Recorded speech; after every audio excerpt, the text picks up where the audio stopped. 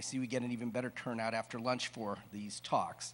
So welcome to our fourth destination-oriented special interest presentation of this cruise, the fourth of six.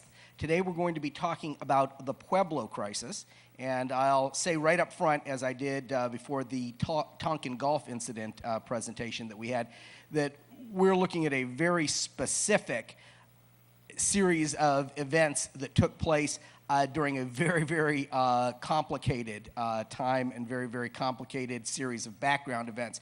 So we're not going to be looking at the background more than we have to because we just won't have time to. So we're trying to take the essential elements of something that's pretty complicated and compress it into a 45-minute presentation, which I hope will be enlightening and enjoyable for you.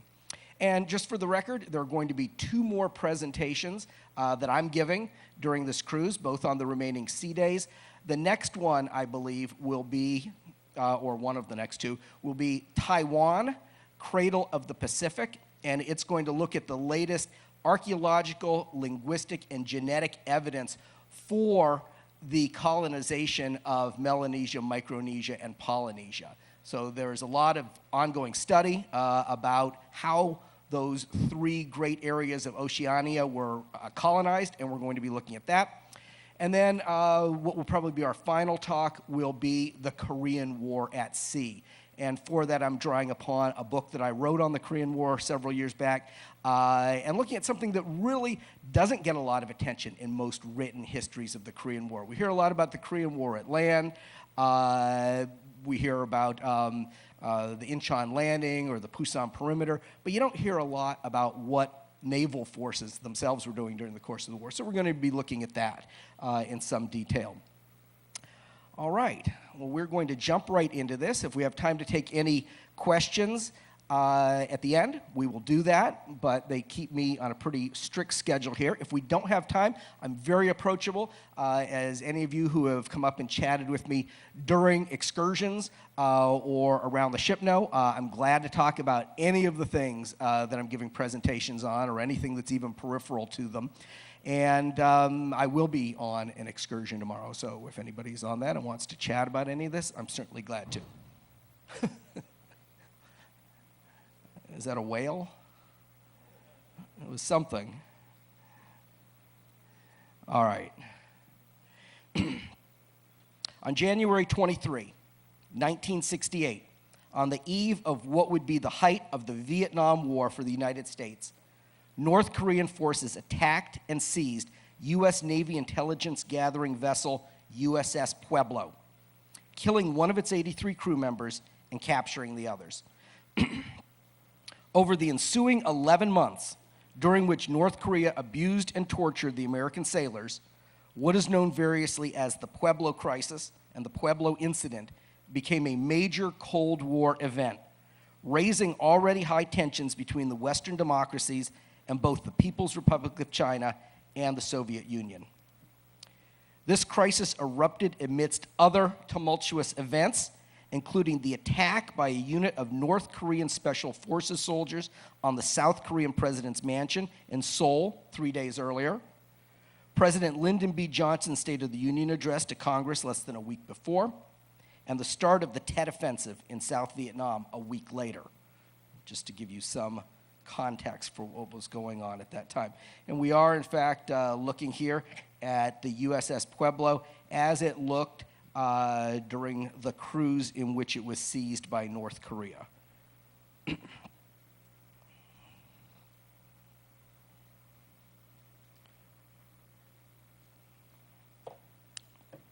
There is little in the early days of USS Pueblo to suggest that she would become one of the most famous ships in the history of the U.S. Navy. Not famous for really good reasons. She did not, in fact, even have a proper name for the first 22 years of her existence. On April 16, 1944, during America's third year of involvement in World War II, the vessel was launched at the Kewaunee Shipbuilding and Engineering Company in Kewaunee, Wisconsin, on the shores of Lake Michigan, as U.S. Army freight and passenger vessel FP-344. She was not commissioned into the service for nearly another year on April 7, 1945, and served initially as a U.S. Army training ship operated by U.S. Coast Guard crewmen and under the command of Coast Guard Reserve officers. The Army later redesignated the FP vessels as freight and supply ships, changing the designation of this one to FS-344 before it was taken out of service in 1954, a decade after it was launched into the Great Lakes of the United States. On April 12, 1966, FS-344 was transferred to the U.S. Navy, which 2 months later, on June 18, renamed her USS Pueblo, after the city and county of Pueblo, Colorado, repurposing her as a light cargo ship and changing her designation to AKL-44. Within a year, however, Pueblo was converted to an intelligence-gathering ship, what is colloquially known as a spy ship, and redesignated AGER-2 on May 13, 1967. She became one of 3 Banner-class, and this is what AGER stands for, Auxiliary General Environmental Research ships, which is a euphemism, that were operated under a joint program of the U.S. Navy and the U.S. National Security Agency, the NSA.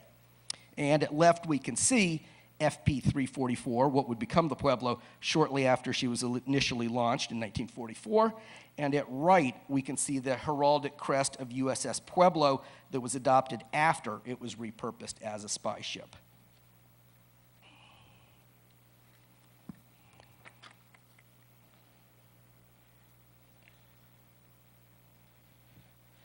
On January 11, 1968, USS Pueblo left the U.S. Navy base at Sasebo, Japan, and headed northward through the Tsushima Strait into the Sea of Japan.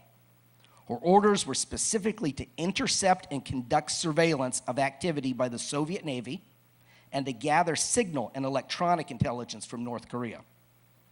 At 5:30 p.m. local time on January 20, a North Korean modified SO-1 class Soviet-style submarine chaser passed within 4,000 yards of USS Pueblo, which was about 15.4 miles southeast of Maiyang Island, at position 39 degrees, 47 minutes north, and 128 degrees, 28.5 minutes east. And our graphic on the left is showing the positions by date as this incident unfolds. On the afternoon of January 22, 1968, 2 North Korean fishing trawlers, the somewhat, I think, whimsically named Rice Paddy 1 and Rice Paddy 2, passed within 30 yards of USS Pueblo. Earlier that day, the North Korean commando unit had made its assassination attempt against South Korean President Park Chung-hee in the Blue House Executive Mansion, but the crew of USS Pueblo were not informed of this and thus not aware of the rising tensions that were going on. So once again, at left, we could see a map that depicts USS Pueblo's positions off the North Korean coast in the days leading up to her capture and the day of her capture. At top right, we can see some of the weapons taken from the North Korean commandos killed in the unsuccessful attempt to assassinate the president of South Korea, which are in a museum in Seoul. And at bottom right, we can see an example of an SO-1 style submarine chaser of the sort that accosted the Pueblo, although in this case it's a Bulgarian rather than a North Korean one. So I wasn't able to lay hands on a North Korean SO-1 subchaser. We'll have to make do with a Bulgarian one, but it's structurally going to be the same. So this is an artist's impression of the incident that I'm about to describe to you. The name of the artist is lost to history at this point. So it's not specifically known who created this painting. Presumably somebody knows, but the USS Pueblo organization doesn't know.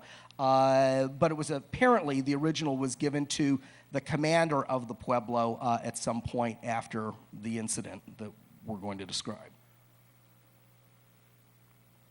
But this actually does a pretty good job of showing most of the North Korean vessels and planes that were around the Pueblo. According to the American account of the incident, the next day, January 23, 1968, USS Pueblo was approached by a North Korean submarine chaser that challenged her nationality, which the crew of the vessel responded to by raising the U.S. flag. We don't know if it's the same one that had accosted her the day before. It was the same type of vessel, but whether it was exactly the same one, we don't know for sure. The communist warship then ordered Pueblo to stand down or be fired upon, and the American vessel reacted to this by attempting to maneuver away. It was considerably slower than the subchaser, however, which responded by firing several warning shots. 3 North Korean torpedo boats then appeared and joined in the chase and subsequent attack on the Pueblo. And these attackers were soon reinforced by 2 MiG-21 fighter jets. A 4th torpedo boat and a 2nd subchaser joined this force a short time later, and we could see most of these vessels in this artist's impression of the incident. Even as USS Pueblo was unable to outrun her attackers, her crew was unable to defend her, as her 2 50 caliber machine guns were wrapped in cold weather tarpaulins and the ammunition for them was stored below decks. Her machine guns were thus unmanned and no attempt was made to put them into action. This was as per the sailing order for the vessel, as noted in an NSA report. Defensive armament should be stowed or covered in such manner so that it does not cause unusual interest by surveyed units. It should be used only in the event of a threat to survival. This NSA report further notes, in practice, it was discovered that because of the temperamental adjustments of the firing mechanisms, the 50 caliber machine guns took at least 10 minutes to activate. Has anyone here ever fired a 50 caliber machine gun? Yeah, you remember you had the little kit, the calibration kit, before you could put it into action, you had to calibrate it to make sure that it would function properly. I remember that from when I was an infantryman back in the 80s. They were a pain in the butt to put into service, these old 50 caliber machine guns. So that was one factor we're dealing with here. Because of the temperamental adjustments of the firing mechanisms, the 50 caliber machine guns took at least 10 minutes to activate. Only one crew member with former Army experience had ever had any experience with such weapons, although members of the crew had received rudimentary instructions on the weapons immediately prior to the ship's deployment, unquote, as per this NSA report. So even had the machine guns been ready to use, the crew of the Pueblo was not proficient with firing them anyway. So the Pueblo was unarmed in the course of this incident. All right. Continuing on further into January 23. U.S. Navy officials and the crew of the Pueblo insist that before she was captured, the vessel was miles outside of North Korean territorial waters, while North Korea says the American ship was well within its territory. But you know, the operational orders for the ship have been declassified, and they indicate that the ship was ordered not to go within a 12-mile limit of North Korea. So there's every reason to think that that's true. Every reason to think that the Pueblo was, in fact, in international waters when this happened. Pueblo's mission statement allowed her to approach within 1 nautical mile of the 12 nautical mile limit that was internationally recognized at the time. North Korea, however, claimed a sea boundary more than 4 times this standard, a full 50 nautical miles from its coastline. All right? So the world acknowledged that North Korea had a 12-mile sea boundary, as did every other country in the world, but North Korea claimed that it had a 50-mile sea boundary. For more than 2 hours, Pueblo maneuvered as the North Korean vessels attempted to board her.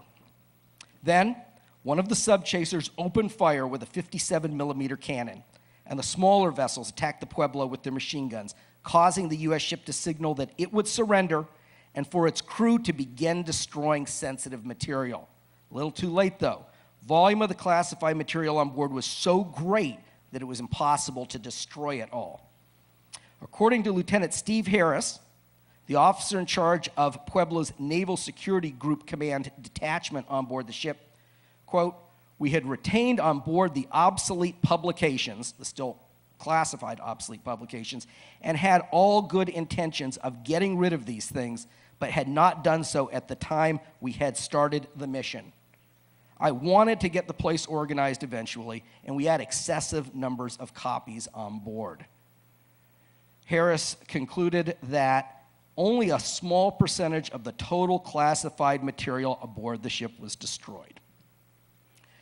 Radio contact between the Pueblo and the U.S. Navy security group in Kamasaya, Japan, had been ongoing during the incident.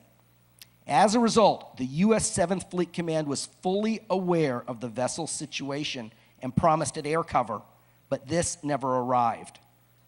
U.S. Air Force squadrons in the region had, in fact, no aircraft on strip alert and estimated a 2 to 3 hour delay in launching air support. Aircraft carrier USS Enterprise was located 510 nautical miles south of USS Pueblo, but the 4 F-4B Phantom fighter bombers it had on alert were not equipped for air-to-surface engagement. And the ship's captain estimated that 90 minutes would be required to get suitable aircraft into the air.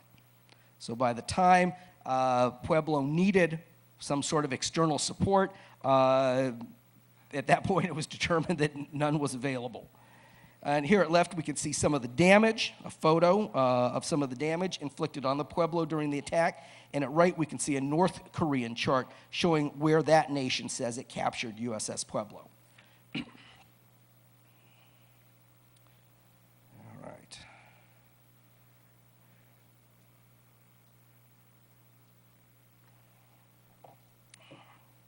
According to the American account of the incident, the next day, January 23, where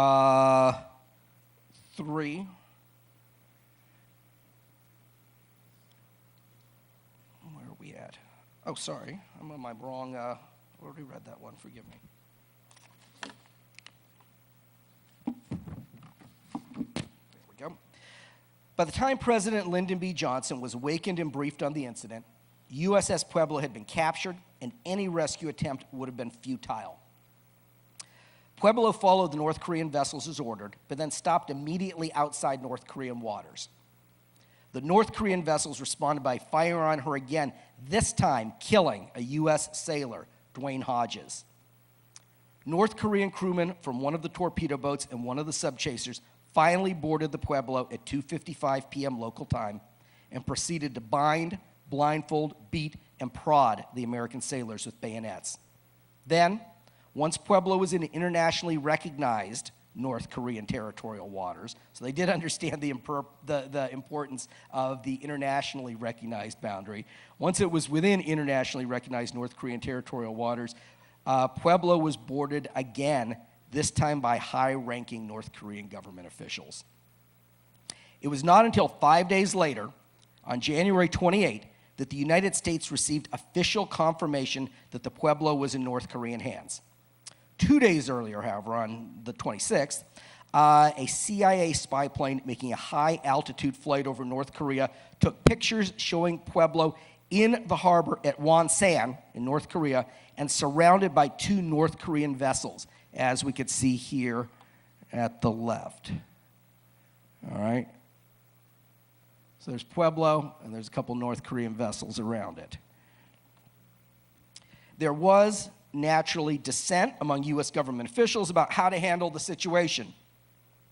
Congressman Mendel Rivers of South Carolina suggested that the president issue an ultimatum for the return of the Pueblo on penalty of nuclear attack. Well, Senator Gail McGee of Wyoming said that the United States should wait for more information and not make spasmodic responses to aggravating incidents. Excuse me. According to Horace Busby, Special Assistant to President Johnson, the president's reaction to the hostage-taking was to work very hard here in the United States to keep down any demands for retaliation or any other attacks upon North Koreans out of concern that rhetoric might result in the hostages being killed.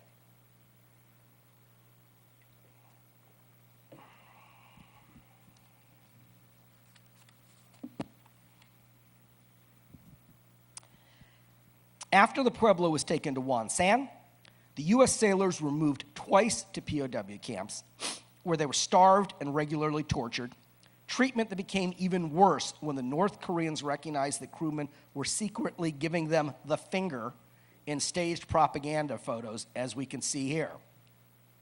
So they were resisting during their imprisonment. Pueblo commander Lloyd M. Booker was also psychologically tortured, to include being put through a mock firing squad in an effort to make him confess. Eventually, when the North Koreans threatened to execute his men in front of him, Booker relented and agreed to confess to his and the crew's transgression.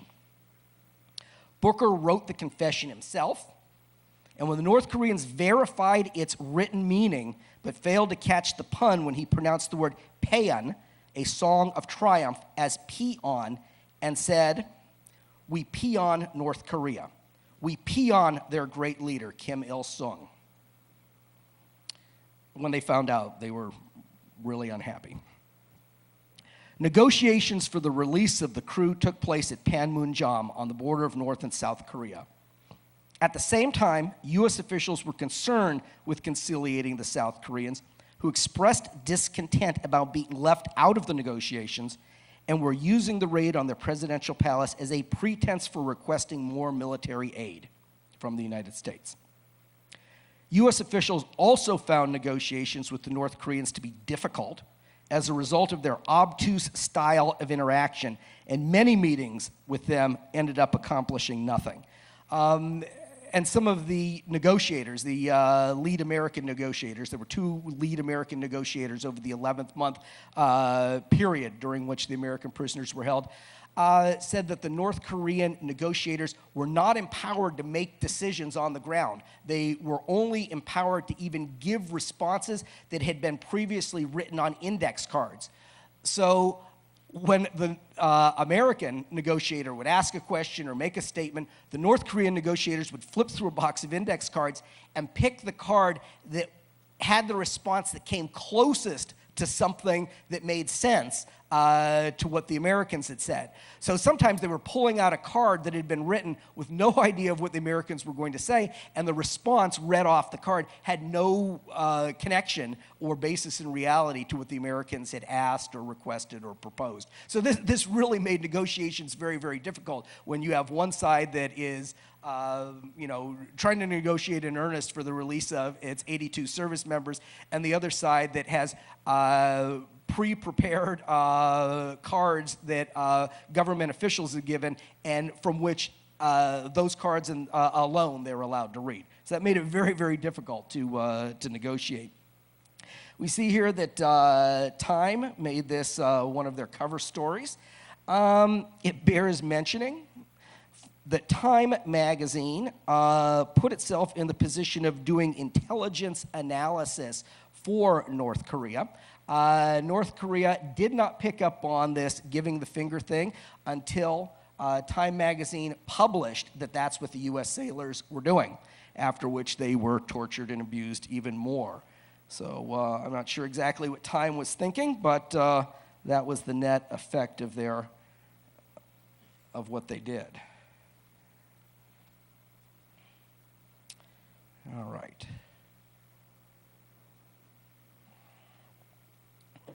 Following an apology, a written admission by the United States that the Pueblo had been spying, and an assurance that America would not spy in the future, the North Korean government released the 82 crew members and the body of the slain sailor. On December 23, 1968, the crew of USS Pueblo was taken by buses to the DMZ border with South Korea and ordered to walk south one by one across the bridge of no return, as we can see here. Exactly 11 months after being taken prisoner, to the day, the captain led the long line of crewmen, followed at the end by Executive Officer Lieutenant Ed Murphy, the last man across the bridge. The United States then verbally retracted the admission of espionage, the apology, and the assurance against spying. We can see here on the right an image of the crewmen being welcomed back in South Carolina, or South Korea rather, at a Christmas party right after they were repatriated, right after they crossed over from North Korea into South Korea. Booker and all of the officers and the crew were subsequently called before a Navy court of inquiry. A court-martial was recommended for the commanding officer and the officer in charge of the research department, Lieutenant Steve Harris, for surrendering without a fight, and for failing to destroy classified material. Secretary of the Navy John Chafee, however, rejected the recommendation, stating, "They have suffered enough." Commander Booker was never found guilty of any indiscretions and continued his Navy career until retirement.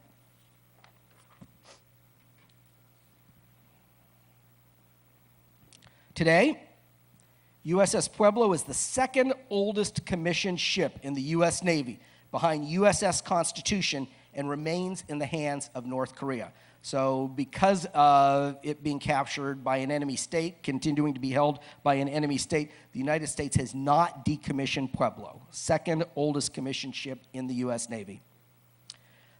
In October 1999, the Pueblo was towed from Wonsan on the east coast, around the Korean peninsula, to the port of Nampo on the west coast. Excuse me. This required moving the vessel through international waters and was undertaken just before the visit of U.S. Presidential Envoy James Kelly to the North Korean capital of Pyongyang. After the stop at the Nampo shipyard, the Pueblo was relocated to Pyongyang and moored on the Taedong River, near the spot where an earlier international incident, one involving the U.S. gunship General Sherman, is believed to have taken place in 1866. In late 2012, Pueblo was moved again to the Botong River in Pyongyang, next to a new addition to the Fatherland Liberation War Museum. In July 2013, after being renovated and having a new coat of paint added to commemorate the 60th anniversary of the Korean War, the Pueblo was open to tourists with an accompanying video of the North Korean perspective on the incident. As of April 2015, the vessel is moored and on display at the Pyongyang Victorious War Museum, where visitors are allowed to board it and see its secret code room and crew artifacts. And this is, in fact, a picture of it in Pyongyang. During an August 2005 diplomatic session in North Korea, former U.S. Ambassador to South Korea Donald Gregg received verbal indications from high-ranking North Korean officials that the state would be willing to repatriate Pueblo to the United States authorities on the condition that a prominent American official, such as the Secretary of State, come to Pyongyang for high-level talks. While the U.S. government has publicly stated on several occasions that the return of the still-commissioned Navy vessel is a priority, however, the current state of relations between the United States and North Korea makes such a visit unlikely. And similarly, the chances that you'll see an excursion to the Pueblo listed on an upcoming cruise, its status as a North Korean tourist attraction notwithstanding, is also pretty unlikely in the foreseeable future. All right. Thank you. I think we might have a couple minutes. Yeah, we've got a few minutes. I will take questions and answer them to the extent that I am able. If I don't know the answer to something that seems like a good question, I'll research it out. And if it's a brief answer and I have time to do it before the cruise is over, I'll give the answer on an upcoming lecture. If not, I'll post it to one of my blogs here. And this is a good way to keep track of anything that I'm publishing, though I've been so busy on this cruise, I haven't been posting to my travel blog. But that's varholatravel.blogspot.com is my travel blog. Varhola.blogspot.com is my personal blog. And varhola@varhola.com is my email address. So, do we have any questions? Yes, sir.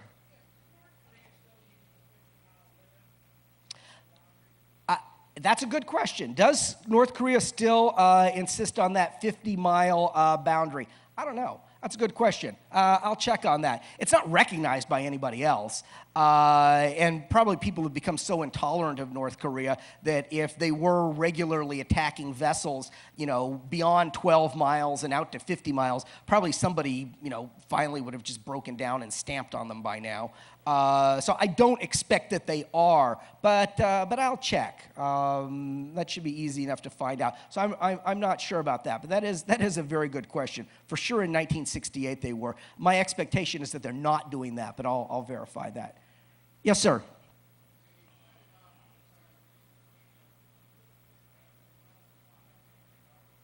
How did Time magazine get hold of the picture of the U.S. sailors flipping the finger? There were lots of pictures that were taken by North Korea, including some that I've come across showing the U.S. sailors in Korean-style tunics. So they had to, give them fresh clothes after point, and they gave them Korean-style clothing. Those were all released as propaganda photos by North Korea. So those were, I don't know if they were provided directly to Time magazine or sent out through a wire service or what. But those were all photos that were taken by North Korea and provided to the world by North Korea. But at the time they were released, they didn't know, what the subversive symbol meant. And until Time published a caption sort of gleefully explaining that they had caught this, North Korea didn't know anything about it. Which is kind of strange. It really does show just the level of isolation that we're dealing with. But keep in mind, we're dealing with an isolated state with a completely alien mentality in a pre-internet era. I bet that wouldn't slip past them today. But at the time, the North Koreans did not know what it meant until U.S. media, specifically Time, told them. Do I see any other hands? Yes, sir.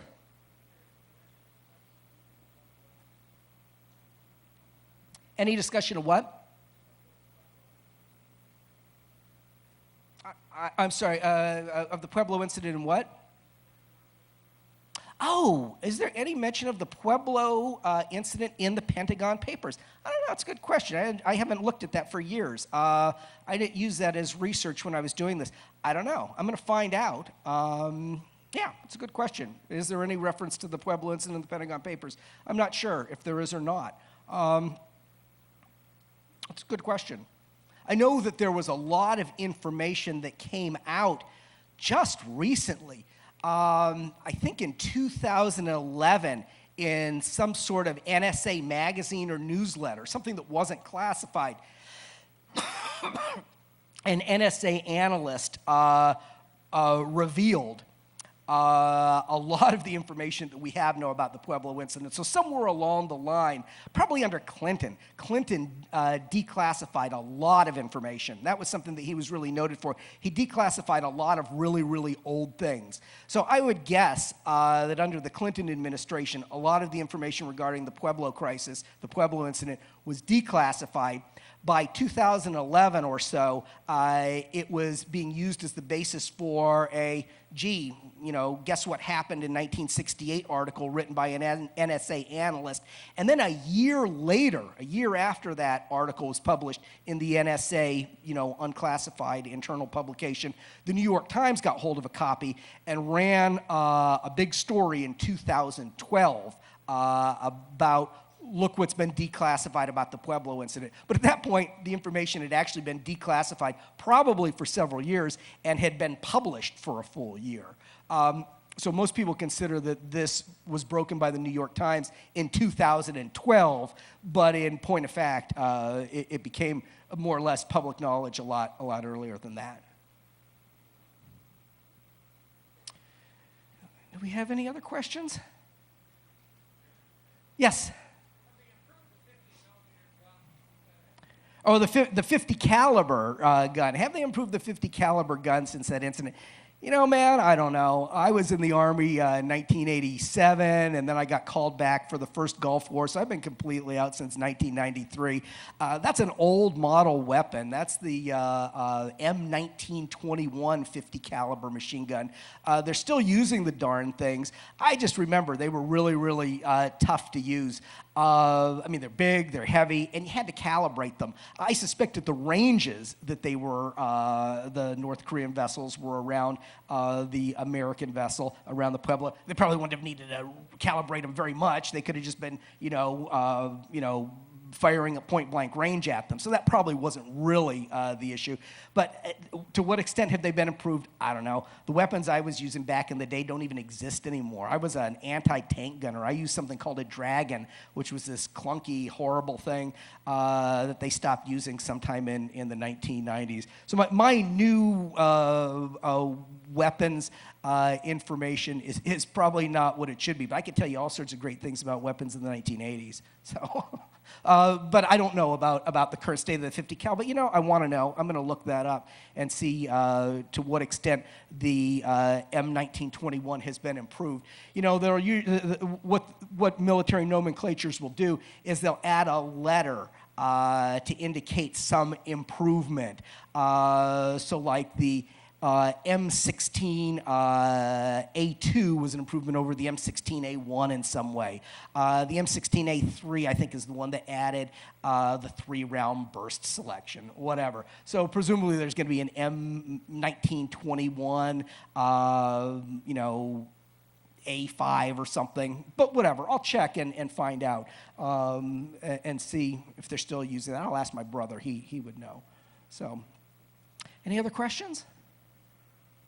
Yes, sir. Have I been to what? No, I have not been to the Pueblo. I have not had the inclination or the opportunity to go to North Korea yet. So, maybe one day I will go to North Korea. Maybe I'll even come back. But I have not yet had that opportunity to do that yet. And sometimes they do let foreign journalists go in and do stuff. But then sometimes they keep them. So I think there's always just this, sense of ominousness if you do go in there. So I would do it if the opportunity ever provided. If some magazine or newspaper ever wanted to send me, I'd go to North Korea. But no, I haven't yet.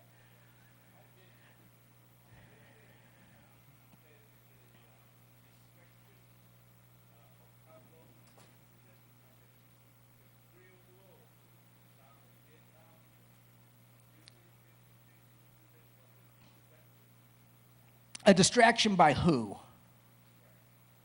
I don't think so. I think it was pretty much what it was. I think it was an American spy vessel that was trying to gather intelligence about Russian naval operations and about North Korea, and it got captured. I think it's pretty straightforward. We talked the other day about the Tonkin Gulf incident. That was, by all accounts, something that didn't happen.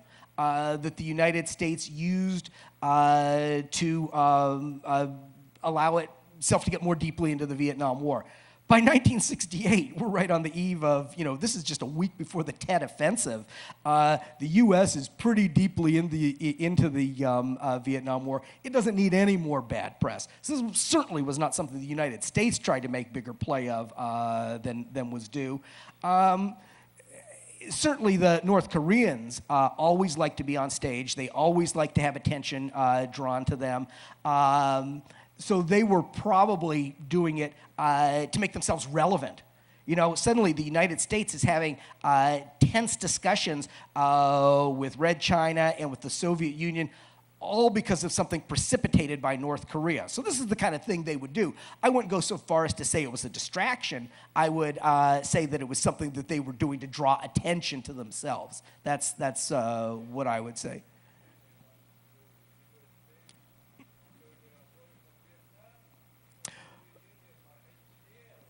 No, there's plenty of U.S. Navy to go around. I think there was plenty of U.S. Navy assets in Vietnam. I don't think they were trying to draw the U.S. Navy away from Vietnam. And if they were, that's not what happened in any event. I mean, pretty much what we saw with the Pueblo is that they got written off. They couldn't even get a couple of aircraft to come in and support them. Once they got attacked, they were completely on their own. And then the crew was completely on their own for 11 months. So the issue wasn't that the Navy got pulled off. Maybe that was North Korea's expectation. It sure could have been, but they were sorely disappointed because the U.S. sent somebody to talk to North Korea, and they talked for almost a year, and then they worked something out. But that was pretty much the extent of the U.S. Getting drawn away from whatever it was doing at that point. And once Tet Offensive hit a week later, Vietnam was pretty grim after that. I suspect Tonkin or Pueblo incident was something that was just in the really something that most Americans were, or a lot of Americans were oblivious to, at least compared to a lot of the other things that were happening at the time, because there was so much happening. A lot of people were dying on both sides at that point. Yes, sir.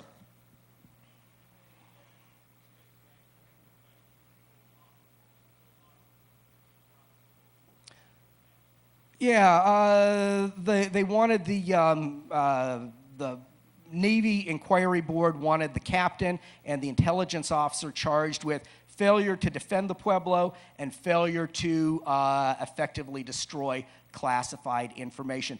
And I mean, you know, everybody's going to have different opinions on these things. Clearly, the Navy Review Board, who wasn't on the Pueblo and who probably didn't leave their offices very, very often, it was easy for them to find fault with other people and recommend that they be prosecuted after being in a prison camp for 11 months. So thankfully, the Secretary of the Navy did not think that was a good idea. My opinion, well, you know, they were told not to defend themselves. They were told to keep their guns covered, so they can hardly be faulted for that. The intelligence officer, by his own account, seems a little lackadaisical. He admitted that there was just classified crap laying all over the ship, and there was so much of it, and he was going to get around to it eventually. You know, that doesn't really cut it. But that said, I'm not going to second guess him, and even if he was accountable for that failure, I certainly don't think he needed to be prosecuted after spending. What are the Americans going to do to him that's worse than being 11 months in a prison camp? So I think like Chafee said, they'd been punished enough. All right, thank you all. Oh, wait, hold on. One last question.